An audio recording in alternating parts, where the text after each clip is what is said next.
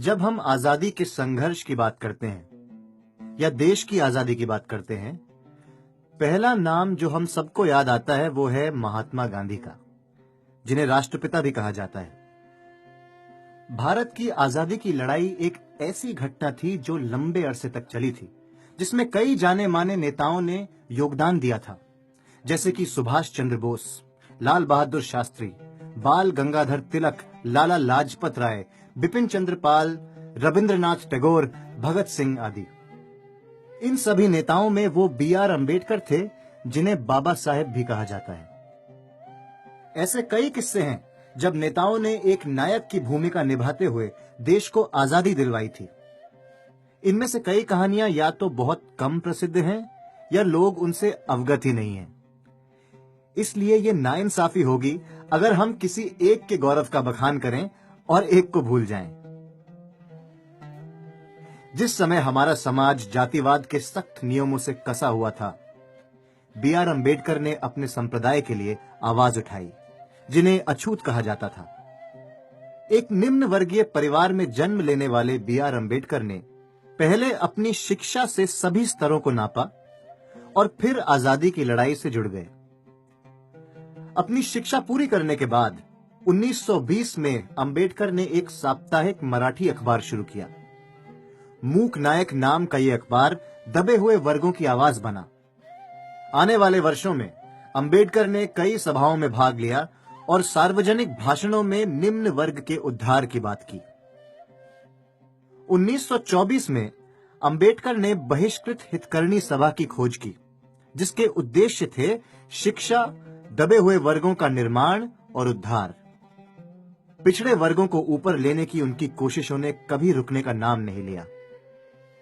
1925 में उन्होंने अछूत बच्चों के लिए बार्शी में हॉस्टल खोले।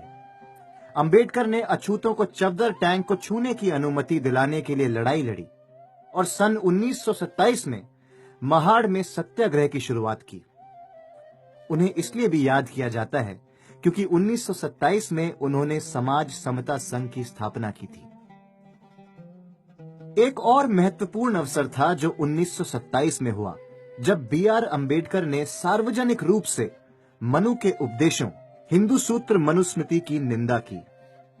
उन्होंने कहा कि पारंपरिक पुस्तक जातिवाद और अछूत जैसी सामाजिक कुरीतियों को बढ़ावा देती है। इसलिए उन्होंने उस प्राचीन पुस्तक को जला दिया और 25 दिसंबर 1927 में उन्होंने अपने अनुयायियों को भी मनुस्मृति जलाने के लिए सहयोग दिया। तभी से 25 दिसंबर वार्षिक स्तर पर दलितों और अम्बेडकर के अनुयायियों द्वारा मनुस्मृति दहन दिन के तौर पर मनाया जाता है।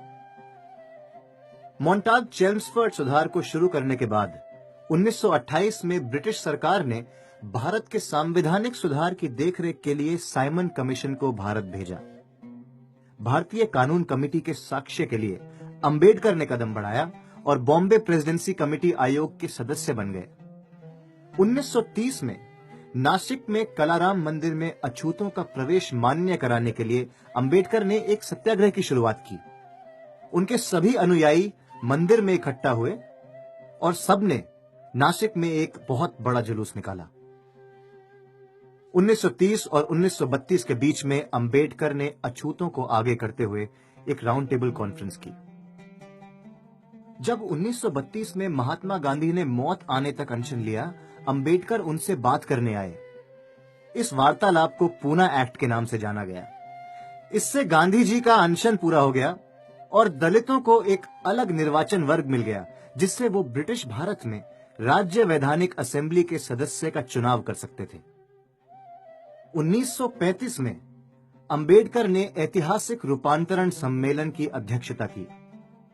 इस सम्मेलन में अम्बेडकर ने अपने अनुयायियों से कहा कि उन्हें हिंदू धर्म छोड़ देना चाहिए और किसी अन्य धर्म को गले लगा लेना चाहिए। उसी साल अम्बेडकर को सम्मेलन की अध्यक्षता करने लाहौर के जात पात तोड़क मंडल द्वारा न्योता दिया गया। अम्बेडकर ने जातिवाद को मिटाने के लिए अपना भाषण तैयार किया था। सम्मेलन के रद्द हो जाने पर अम्बेडकर को अपना भाषण छपवाने के लिए एक किताब प्रकाशित करवानी पड़ी, जिसका नाम था जातियों का नाश।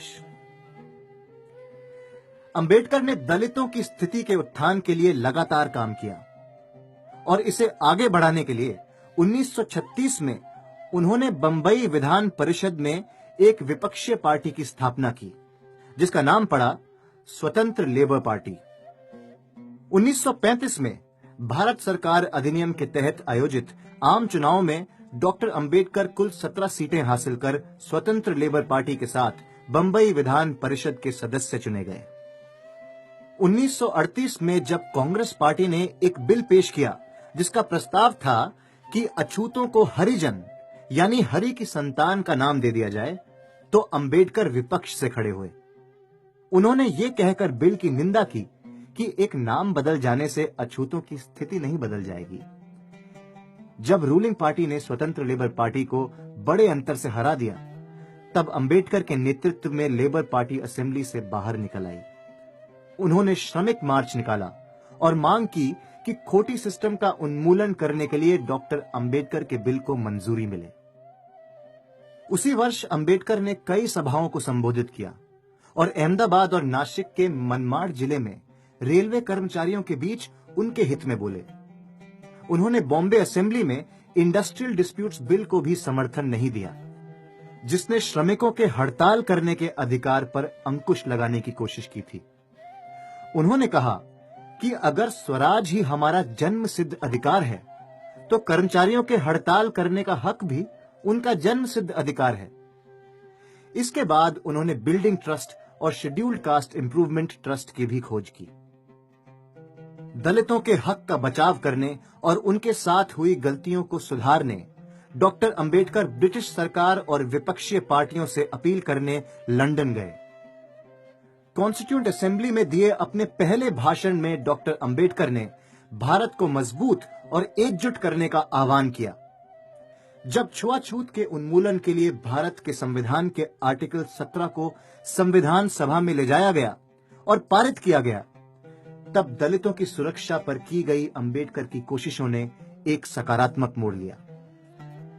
भारत की आजादी के बाद doctor Ambedkar Bombay legislature Congress party द्वारा कॉन्स्टिट्यूएंट असेंबली के सदस्य चुने गए थे। वो आजाद भारत के पहले कानून मंत्री बने और उसके बाद उन्हें ड्राफ्टिंग कमेटी के लिए भी चुना गया। 29 अगस्त 1947 में उन्हें उस कमेटी का अध्यक्ष भी चुन लिया गया। अक्टूबर 1948 में उन्होंने कॉन्स्टिट्यूएंट असेंबली में संविधान का पहला ड्राफ्ट आगे रखा। कॉन्स्टिट्यूएंट असेंबली ने छुआछूत का उन्मूलन करने के लिए आर्टिकल 17 को चुना। फिर 1949 में कॉन्स्टिट्यूएंट असेंबली ने संविधान को स्वीकारा, जिसे फिर बाद में 26 जनवरी 1950 में लागू किया गया। डॉक्टर अंबेडकर ने, जो तब कानून मंत्री थे, हिंदू निजी कानून सुधार के लिए हिंदू कोड बिल को भी संसद के सामने रखा। उसी वर्ष उन्होंने फाइनेंस कमीशन ऑफ इंडिया को स्थापित किया और निचले वर्ग के लोगों के इनकम टैक्स देने पर विरोध किया। उन्होंने भारत की सुव्यवस्था के लिए कुछ अपूर्व योगदान दिए। अंबेडकर ने land revenue tax, excise duty policies और लैंड रिफॉर्म में महत्वपूर्ण योगदान दिया और देश की कुल अर्थव्यवस्था में भी। आजादी के आंदोलनों और आर्थिक बढ़ोतरी में उनके योगदान के अलावा डॉक्टर अंबेडकर ने बर्थ कंट्रोल मेजर्स की भी वकालत की, जिसे बाद में सरकार ने परिवार नियोजन पॉलिसी में शामिल कर लिया। उस बड़े नेता का एक बहुत कम जाना हुआ सच ये भी है कि वो बौद्ध धर्म के अनुयायी थे। एक दलित परिवार में जन्म लेने के बावजूद अंबेडकर ने पूरे जीवन बौद्ध धर्म की पढ़ाई की। उन्होंने न सिर्फ अपने अनुयायियों को इसे अपनाने के लिए प्रेरित किया, बल्कि खुद भी बुद्ध को पूरी तरह स्वीकार किया। 1955 में उन्होंने भारतीय बुद्ध महासभा की स्थापना की। राष्ट्रीय आंदोलनों के ज्यादातर नेताओं ने आजादी के संघर्ष और समाज के लिए महत्वपूर्ण योगदान दिए। वो ऐसे बदलाव लाए जिनकी अधिकतर कहानियां या तो ज्यादा लोग जानते नहीं हैं या उस बारे में बात नहीं करते। आज हमने ऐसे नेता के बारे में बात की जो राष्ट्र के एक बड़े नायक हैं और उनके योगदान भी उतने ही अपूर्व हैं।